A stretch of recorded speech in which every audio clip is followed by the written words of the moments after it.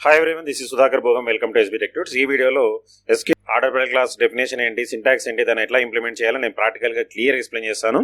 Order by క్లాస్కి సంబంధించిన theory part కూడా నేను ఆల్రెడీ బోర్డు పైన కూడా ఎక్స్ప్లెయిన్ చేశాను. ఆ వీడియో మీరు చూడనట్లయితే DBMS ప్లేలిస్ట్లో ఉంటుంది. ఆ వీడియో అయితే ఒకసారి చూడండి. చాలా మంది స్టూడెంట్స్ SQL కమాండ్స్ని ప్రాక్టికల్గా ఎక్స్ప్లెయిన్ చేయమని చెప్పేసి నా కామెంట్స్ అయితే చేస్తూ ఉన్నారు.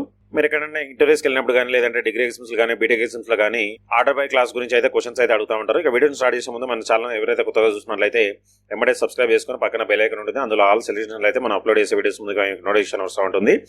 ఇక ఆర్డర్ బై క్లాస్ గురించి ఒకసారి డెఫినేషన్ చూసినట్లయితే order by class is used to arrange the data records in ascending order or descending order. అంటే డేటా రికార్డ్స్ ని ఒక కాలంని బేస్ చేసుకొని అసెండింగ్ ఆర్డర్లో కానీ డిసెండింగ్ ఆర్డర్లో కానీ మనం అరేంజ్ చేయాలన్నప్పుడు we use order by clause. Okay, దీన్ని ఎలా ఇంప్లిమెంట్ చేయాలంటే ఒక చిన్న సింటాక్స్ దాన్ని ఫాలో కావాలి. సింటాక్స్ ఒకసారి చూసినట్లయితే select columns list from table name order by column name ASC or DSC. ఇక్కడ కాలం నేమ్ ఏంటంటే ఏ కాలంని బేస్ చేసుకొని రికార్డ్స్ అసెండింగ్ ఆర్డర్ డిసెండింగ్ ఆర్డర్లో కావాలో ఆ కాలం నేమ్ని ఇక్కడ మెన్షన్ చేయాలి. క్లియర్. ASC అంటే అసెండింగ్ ఆర్డర్, DSC అంటే డిసెండింగ్ ఆర్డర్. మీరు ఇక్కడ ఏమి ఇవ్వకపోతే బై డిఫాల్ట్గా అసెండింగ్ ఆర్డర్ ఉంటుంది. ఒకవేళ మీరు డిసెండింగ్ ఆర్డర్ కావాలంటే మాత్రం DSC అనేది ఇవ్వాలి. ఓకే, దీన్ని నేను ఇప్పుడు ప్రాక్టికల్గా ఎక్స్ప్లెయిన్ చేస్తాను. ఫస్ట్ అయితే SQL ఓపెన్ చేద్దాం, సర్వర్కి అయితే కనెక్ట్ చేద్దాం. కనెక్ట్ అయితే చేసిన. నా దగ్గర ఆల్రెడీ ఒక టేబుల్ అయితే ఉంది, దాని అయితే నేను డిస్ప్లే చేస్తాను. చూడండి, EMP టేబుల్లో employee ID, employee name, employee salaries ఈ విధంగా ఉన్నాయి. ఇప్పుడు ఎంప్లాయీ సాలరీస్ ఇక్కడ ఆర్డర్లో లేవు. నేను ఎంప్లాయీ సాలరీస్ని అసెండింగ్ ఆర్డర్లో బేస్ చేసుకొని ఈ రికార్డ్స్ అన్ని నేను అరేంజ్ చేద్దాం అనుకుంటున్నాను. సో దానికోసం మనం చేయాల్సింది ఏంటంటే select star from EMP order by ఏ కాలాన్ని బేస్ చేసుకొని ఆర్డర్ కావాలి, ఈ సాలరీని బేస్ చేసుకొని కావాలి. ఏం చేయాలి నువ్వు, అసెండింగ్ ఆర్డర్ డిసెండింగ్ ఆర్డర్ అంటే నాకు అసెండింగ్ ఆర్డర్ కావాలి కాబట్టి అసెండింగ్ ఆర్డర్ని మనం సపరేట్గా ASC అని రాయాల్సిన అవసరం లేదు. బై డిఫాల్ట్గా మనకు అసెండింగ్ ఆర్డర్ వచ్చేస్తుంది. ఓకే, జస్ట్ సెమికోలన్ పెడితే సరిపోతుంది. ఇక్కడ స్టార్ ఎందుకు ఇవ్వాలి, సింటాక్స్లో కాలం లిస్ట్ ఉంది కదా అంటే స్టార్ మీన్స్ ఆల్ కాలమ్స్. అంటే employee ID, employee name, employee salary. So 3 columns మనకు డిస్ప్లే అవుతూ ఉంటాయి. చూడండి, ప్రెస్ ఎంటర్.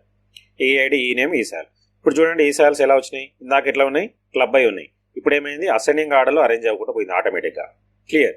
ఒకవేళ మీకు ఈ శాలరీ డిసెండింగ్ ఆర్డర్ కావాలి, అసెండింగ్ ఆర్డర్ అంటే ఏంటంటే లోయెస్ట్ నుండి హైయెస్ట్ వరకు వెళ్ళిపోతూ ఉంటుంది. ఓకే, డిసెండింగ్ ఆర్డర్ అంటే హైయెస్ట్ నుండి లోయెస్ట్కి వెళ్తూ ఉంటుంది. ఒకవేళ మీకు డిసెండింగ్ ఆర్డర్ కావాలనుకోండి, అప్పుడు ఇక్కడ ఏం చేస్తాము, DESC అని రాస్తాం. మిగతాదంతా సేమ్. చూడండి, ప్రెస్ ఎంటర్. ఇప్పుడు చూడండి ఈ శాలరీ మనం ఏ కాలం అయితే బేస్ చేసుకొని డిసెండింగ్ అసెండింగ్ కావాలనో ఆ కాలం నేమ్ ఇక్కడ మెన్షన్ చేయాలి. క్లియర్. నాకు ఈ శాలరీ కావాలి కాబట్టి నేను ఇక్కడ ఈ శాలరీ ఇచ్చిన. ఇప్పుడు చూడండి డిసెండింగ్ అంటే హైయెస్ట్ నుండి లోయెస్ట్ వరకు వెళ్తూ ఉంటుంది. ఇక్కడ స్టార్ ఇస్తే ఏమవుతుందంటే ఆల్ కాలమ్స్ డిస్ప్లే అవుతాయి. ఇప్పుడు నాకు సెలెక్టెడ్ కాలమ్సే కావాలన్నప్పుడు మనం అప్పుడు ఏం చేస్తారు, సెలెక్ట్ ఆ కాలం నేమ్స్ ఇవ్వాలి. ఫర్ ఎగ్జాంపుల్ నాకు ఈ నేమ్ కామా ఈ శాల్, ఈ 2 కాలమ్సే కావాలి నాకు. ఆర్డర్ బై ఈ శాల్ DESC సెమికోలన్. ఇప్పుడు చూడండి ఇక్కడ టేబుల్ నేమ్ ఇవ్వలేదు, EMP ఆర్డర్ బై ఈ శాల్ DSC ప్రెస్ ఎంటర్. చూడండి ఇప్పుడు ఈ నేమ్, ఈ శాల్, ఈ 2 కాలమ్స్తో మాత్రమే డిస్ప్లే అవుతా ఉంది. క్లియర్. మన రిక్వైర్మెంట్ని బట్టి కాలం నేమ్స్ ఇస్తారా, లేదంటే స్టార్ పెడితేనేమో ఆల్ కాలమ్స్ వస్తాయి. మొత్తానికి అయితే ఆర్డర్ బై క్లాస్ ఏం చేస్తుంది, రికార్డ్స్ని అసెండింగ్ ఆర్డర్ కానీ డిసెండింగ్ ఆర్డర్ కానీ బేస్డ్ ఆన్ పర్టికులర్ కాలం, ఒక కాలంని బేస్ చేసుకొని డిస్ప్లే చేసుకుంటూ పోతుంది.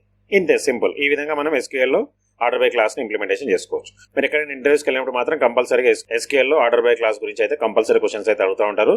అట్లాంటి డిగ్రీ ఎగ్జామ్స్ కానీ బీటెక్ ఎగ్జామ్స్లో అయితే ఆర్డర్ బై క్లాస్ గురించి షార్ట్ క్వశ్చన్ కూడా అడుగుతూ ఉంటాడు. ఓకే, ఈ వీడియోలో మీకు ఏమైనా డౌట్స్ ఉంటే కామెంట్ సెక్షన్లో కామెంట్ చేయండి, నేను దానికి రిప్లై ఇస్తాను. అట్లనే వీడియోని మీ ఫ్రెండ్స్ కూడా షేర్ చేయండి, వాళ్ళకు కూడా యూస్ఫుల్ అవుతుంది. నెక్స్ట్ వీడియో మళ్ళీ కలుద్దాం. So thanks for watching. Like, share, subscribe my channel. Thank you.